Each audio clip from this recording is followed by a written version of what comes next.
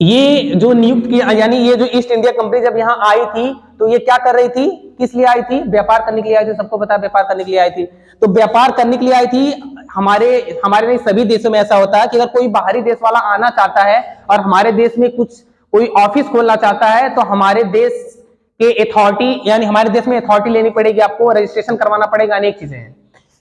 तो यानी कि ब्रिटिश वालों से पहले हमारे भारत में जो शासन चल रहा था इनका था, जहांगीर का शासन था। और जहांगीर को आप जान रहे होंगे, मुगल शासक था है ना, जहांगीर मुगल शासक का था ना, मुगल शासकों का। तो जहांगीर क्या था, मुगल शासक था। और जिस समय ईस्ट इंडिया कंपनी आई तो उस समय ये हमारे भारत का क्या था, शासन करता था, राजा था, ठीक है ना। तो जहांगीर ने, यानी कि जब ईस्ट इंडिया कंपनी वाले, ब्रिटिश वाले आए तो जहांगीर से पूछे कि क्या मैं ईस्ट इंडिया कंपनी यहाँ पे खोल सकता हूं, तो जहांगीर ने क्या कर दिया, हामी भर दिया। रीजन क्या था, क्योंकि अगर कोई कंपनी हमारे भारत में कोई खोल रहा है बाहरी देश वाले, तो हमारी अर्निंग होती है थोड़ी बहुत अर्निंग का मतलब, जैसे उसमें भी कुछ रूल्स होते हैं ना, कि अगर आपने खोला, ठीक है ना, तो पहली बात तो हमारे 2 प्लस पॉइंट है। हमारे भारत में अगर आप खोल रहे हैं तो यहाँ एम्प्लॉयमेंट बढ़ेगा, यहाँ के लोग काम करेंगे, ठीक है ना। और उसके बाद सस्ते सामानों वाली बात है, तो उनके लिए मटेरियल, रॉ मटेरियल जो है, अच्छा एक चीज और था, एक बात और था, रॉ मटेरियल जो जब यहां से पूरा अच्छे से नहीं मिलता था, तो आपको पता है कि जब ईस्ट इंडिया कंपनी बन गई और धीरे धीरे भारत पर वो शासन धीमे धीमे करना स्टार्ट कर दिए, तो उनका मेन व्यापार था यही कपड़े से रिलेटेड। यानी उनका जो व्यापार था वो था एक इंडिगो डाई आपको पता है ना, मतलब एक नील जिसे कहते हैं, नील की खेती, ठीक है ना। ये था, कॉटन था, ये जबरदस्ती सबको कॉटन उगवाते थे, कॉटन, रुई, कॉटन क्यों, क्योंकि कपड़े उपड़े में कॉटन लगता है ना। इनका जो मेन व्यापार था इंडिगो का था, कॉटन का था, और एक साथ और कुछ का था, अच्छा सिल्क, ठीक है ना, सिल्क था। ये इनका मेन, क्योंकि इसी से कपड़ों की उत्पत्ति होती है, प्रोडक्शन होता है। तो ये इसको लेकर के बहुत ज्यादा उत्सुक थे कि अगर हमारा रॉ मटेरियल भारत में ही उगने लगे तो हमको अपने देश से मंगवाना नहीं पड़ेगा, तो ट्रांसपोर्ट चार्ज नहीं लगेगा, पैसा बचेगा। फिर उन्होंने क्या किया कि भारत को जब धीरे धीरे उनका शासन मजबूत होता गया, तो आपको पता है कि भारतवासियों के हमारी जमीन में जबरदस्ती वो जो चाहते थे वो उगवाते थे, और इससे होता क्या था, हमारी जमीनें खराब होती चली गई। ये बहुत नुकसान करता जमीनों को, ठीक है ना। तो ये उनका मेन वो था जिसकी खेती वो हमारे भारत में ही जबरदस्ती हम ही से करवाने लगे।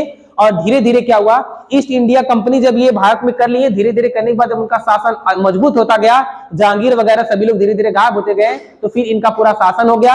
अब 50 से एबव कंट्रियों को में ये शासन में लिए हुए थे, और हर एक कॉलोनी का नाम दिए हुए थे, हर एक को कॉलोनी का नाम दिए हुए थे। कॉलोनी में कई टाइप की कॉलोनी थी, 3-4 टाइप की कॉलोनी थी, जिसमें से हमारा भारत आता था इंडिपेंडेंट कॉलोनी में।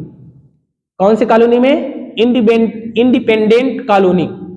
इसका क्या मतलब है, एक कॉलोनी का क्या मतलब है, ये कॉलोनी इसलिए इसका ये मतलब है कि ये जो हमारा भारत इंडिपेंडेंट कॉलोनी में आता था, इसमें होता क्या था कि हमारे पास कोई अधिकार नहीं था कि हम अपने देश के लिए कुछ नियम कानून बनाएं।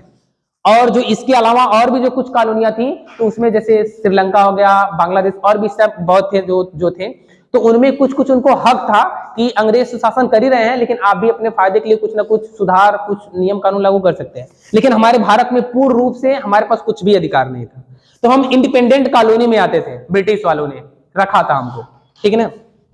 अच्छा, ये हो गया। तो अब हम बात कर लेते हैं कि ये तो मान लिया हम जान गए कि ईस्ट इंडिया कंपनी जब आई और यहां से इन सभी चीजों का व्यापार की, और इंडिपेंडेंट कॉलोनी के अंतर्गत हमारा भारत आया, और धीरे धीरे ये शासन करते गए, ये स्ट्रांग होते गए, और अनेक देशों में इनका जो शासन चल रहा था।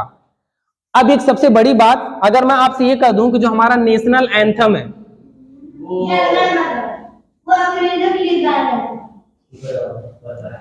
नेशनल एंथम जो हमारा है जनगण मन,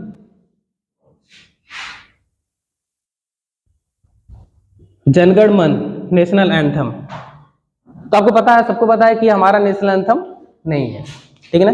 जनगण मन हमारा नेशनल एंथम नहीं है, और ये जो देन है तो कुछ हमारे पॉलिटिक्स की देन है। अच्छा, एक चीज और है, जिस प्रकार से अगर मैं आज ये कहूं कि जिस प्रकार से पहले भारत सभी लोग लड़ाई ली और भारत आजाद हुआ, अगर उस प्रकार से आज कोई गुलामी, कोई अगर आके आक्रमण करे और यहाँ रहे, तो हमारी जनसंख्या, मतलब हमारे यहाँ जो सभी लोग हैं, इस प्रकार की सबकी थिंकिंग है, अगर बगल वाले घर जला तो मेरा क्या जा रहा है, जलने दो, नहीं ऐसा हो रहा, होता है कि नहीं? अगर इस टाइम में कोई फूट, जो पहले अंग्रेज का जमाना था ना कि फूट डालो और नीति करो, वो हम ही भड़काते थे और हम ही लड़ाई झगड़ा करवा के अपने शासन करते थे। आज के जल्दी में बहुत जल्दी होगा।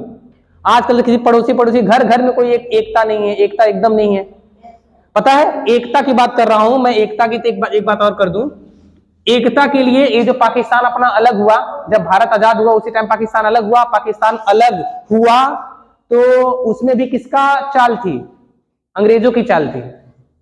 महात्मा गांधी चाहते थे कि हमारे भारत और पाकिस्तान में वो बंटवारा न हो। वो खुद कहते थे कि अगर भारत और पाकिस्तान में बंटवारा होगा तो सबसे पहले कि कोई अगर करेगा तो पहले मुझसे होकर गुजरेगा। इट मीन पहले मेरी मृत्यु होगी, उसके बाद ही ये काम हो सकता है। महात्मा गांधी ने यह बात बोला था। लेकिन इसी हमारे पॉलिटिक्स में कुछ लोग चापलूस वाले भी थे। कुछ लोग इस प्रकार के चापलूस थे कि जो अंग्रेजों से मिले हुए थे और वो चाहते थे कि एक काम करिए, मुझे पूरी स्वतंत्रता मत दीजिए, लेकिन मुझे एक काम करिए कि मुझे अपने आप, जो जैसे कि बड़ा जो पद होता है, प्राइम मिनिस्टर मान लो, प्रेसिडेंट बड़ा पद है, तो उस पे आप रहो, लेकिन अपने नीचे मुझे कुछ पद दे दो जिस पर मैं क्या कर सकूं, राज कर सकूं। अब मुझे पूरा मतलब मेरे स्वतंत्र मुझे मत करवाओ। और कुछ लोग ऐसे थे जो लोग चाहते थे कि अंग्रेज रहे ही नहीं, पूरी हमारी स्वतंत्रता हो। हमारे भारत में दो टाइप के लोग थे यहीं पे। जब भारत आजाद हुआ तब भी हमको एक बार हम लोग सुन लेते हैं कि सभी लोग एक साथ मिलकर लड़े और लड़ने के बाद जीत गए। ऐसा कुछ भी नहीं हुआ। एक साथ कोई नहीं लड़ने वाला, उसमें भी मतभेद था। सभी लोग में एकता नहीं था। एकता रहता तो बहुत, जितना बंटवारा हुआ है भी बंटवारा नहीं होता। और आपको पता है कि जब बंटवारा हुआ तो मोहम्मद जिन्ना नाम के व्यक्ति को सबको पता होगा, नहीं पता है? मोहम्मद जिन्ना नाम के व्यक्ति थे। ये चाहते थे कि हमारा पाकिस्तान क्या हो जाए, अलग हो जाए भारत आजाद होते वक्त। लेकिन इससे पहले कि मैं एक छोटी सी बात आपको बता दूं, तब इस पे आ रहा हूं। इससे पहले छोटी बात आपको पता है ना, वर्ल्ड वार चल रहा था। वर्ल्ड वार, यहां बात बता रहा हूं आपको। वर्ल्ड वार सेकेंड जब चल रहा था, और ये सेकेंड चल रहा था 1939 से स्टार्ट हो गया था, और 1942 में वर्ल्ड वार किससे चल रहा था? जर्मनी से चल रहा था। किससे? जर्मनी से चल रहा था। जर्मनी में आपको हिटलर का नाम सबको पता है, हिटलर, है ना? वो हिटलर था, और हिटलर ही वो व्यक्ति था जिसने ब्रिटिश वालों के नाक में दम कर दिया था।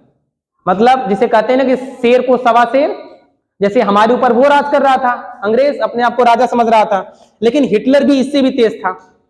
तो जब वर्ल्ड वार जर्मनी से हो रहा था भारत में, उसमें जो हमारा शासन था सब तो अंग्रेज के हाथ में था। जिसका मतलब जो अंग्रेजी लड़ रहे थे हमारे इंडिया को सुरक्षित करने के लिए। क्यों? कि ताकि उसका शासन न हो। जब वर्ल्ड वार चल रहा था तो इसमें हिटलर ने इतनी आक्रोश करते हैं, गुस्से में आकर इतनी ज्यादा अंग्रेजों का नुकसान कर दिया, इतना ज्यादा इनको को मारा पीटा कि अंग्रेज परेशान हो गए हिटलर से।